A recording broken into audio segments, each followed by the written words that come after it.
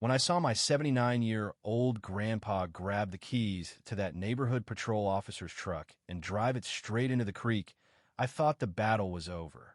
But I had no idea it was only getting started.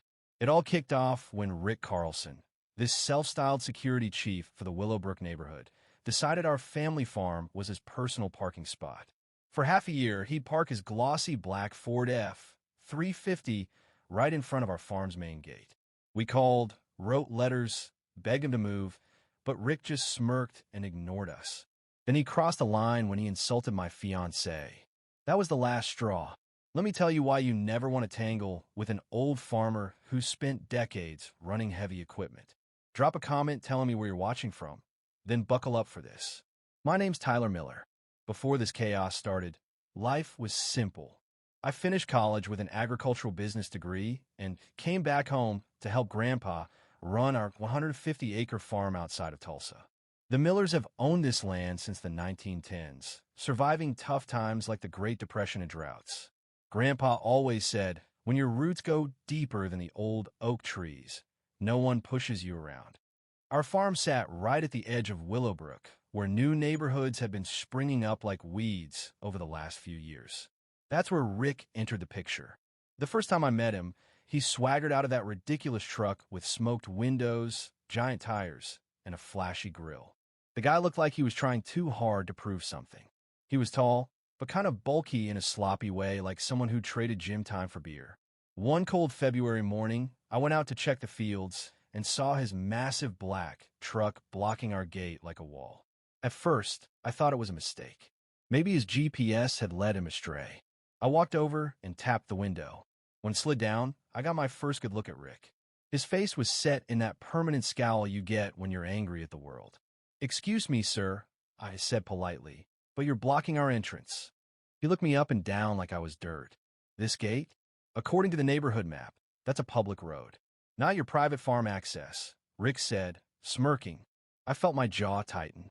"This has been our family's private property since 1910. We have all the deeds." Rick laughed, a sound that grated on my nerves. "Times have changed. This area's under Willowbrook's rules now. If you don't like it, take it up with the board." His tone turned hard and threatening as he got out of the truck. "Don't touch my vehicle, or there'll be trouble." He pulled out his phone and started recording. "I'm just trying to get to my fields," I said, raising my hands. Rick leaned against his truck. "Listen, I park where I want to keep this neighborhood looking nice. The board's thinking about rezoning. Maybe it's time your family moved somewhere quieter." He said it like quieter was a bad thing. I was stunned. This stranger was telling me our farm was ruining his fancy neighborhood, and we should just pack up. "Mr. Carlson," I said, "this is our land. We're not going anywhere, but we could try to be good neighbors. Maybe we can set up a schedule for you to park somewhere else." Rick just shook his head. "No deals. This is how it's going to be."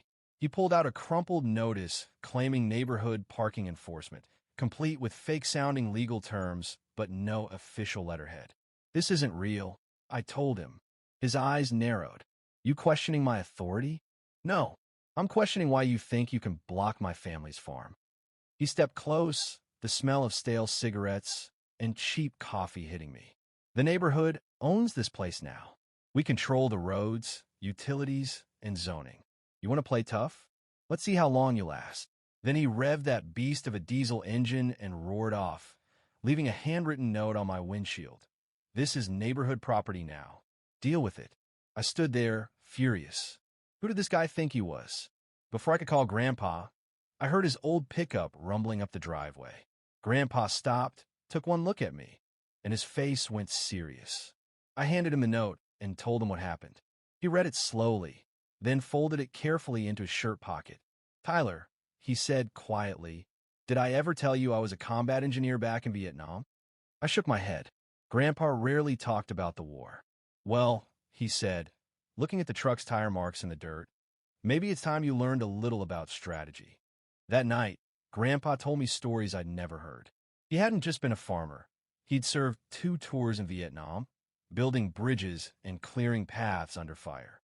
After the war, he used his GI benefits to buy heavy equipment and grow the farm. "Bullies like Rick always underestimate who they pick on," Grandpa said, rocking on his porch chair. They see only an old farmer and his grandson. They don't see the guy who spent years outsmarting enemies in the jungle. I'd always thought Grandpa was tough, but now I saw a new side of him. The next morning, Rick was back. Same truck, same attitude. But this time, I was ready. I'd done some digging. Turns out Rick used to be a cop, but was kicked off the force after complaints about brutality. He bounced through security jobs until his mother-in-law, who also runs the neighborhood board, hired him as a personal enforcer. The nepotism stank, but what really mattered was when my fiancée, Hannah, got involved. Hannah was finishing law school, working part-time on property rights cases. When I told her about Rick, her eyes darkened with fury. "This is illegal," she said. "You can't just claim the farm is neighborhood property." She spent hours researching maps, laws, and county records. It turned out our farm had legal rights grandfathered in, and the road Rick claimed was a private driveway easement belonging to us. "Rick's trespassing," she said flatly, "and probably harassing you." Grandpa nodded. "Good. Then we'll make sure we document everything." Rick's next move was wild. One morning I woke to music and voices outside. He brought friends, set up a cookout on our driveway, moved our gate posts, and trashed the place. I stormed out with Grandpa. "What is this?" I yelled. Rick grinned. "Just a community gathering, discussing property lines." I asked him to leave. He laughed, pulling out his phone to call the cops. Before he could finish, Grandpa stepped forward. "I'm Harold Miller. This is my property. You and your friends are trespassing. You've damaged my gate posts. You have 10 minutes to leave." Rick sneered. "Or what?" Grandpa smiled, calm and deadly. "Or I handle it myself." He called Sheriff Daniels, an old friend from the service.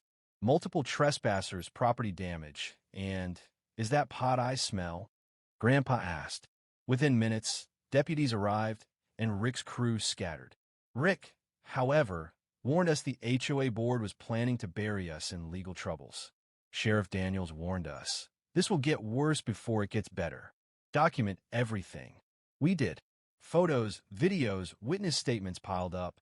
But when Hannah tried to file charges, the police claimed there was no evidence. Worse, Rick's pals and law enforcement had filed false reports, making us look like the bad guys. Hannah was furious, but the system was rigged. When my 79-year-old grandpa drove the neighborhood patrol's truck into the creek, I thought the fight was over. But it had just begun. Rick Carlson, the self-appointed security chief, had been blocking our farm's gate for months, ignoring our pleas. Then he insulted my fiancée, Hannah, pushing us to act. Our family farm has been here since 1910, but Rick claimed the neighborhood owned the roads and threatened us with zoning changes. Grandpa, a Vietnam combat engineer, knew better. He taught me about strategy and legal rights over our property. Rick escalated with trespassing, vandalism, and threats, but Grandpa called in favors, documented everything, and set a trap, Operation Iron Gate. When Rick tried to seize our land, Grandpa used an excavator to lift and dump Rick's truck into the creek. With sheriff's help, Rick was arrested. Our farm is peaceful again. Grandpa's lesson? Never underestimate a seasoned farmer with an excavator.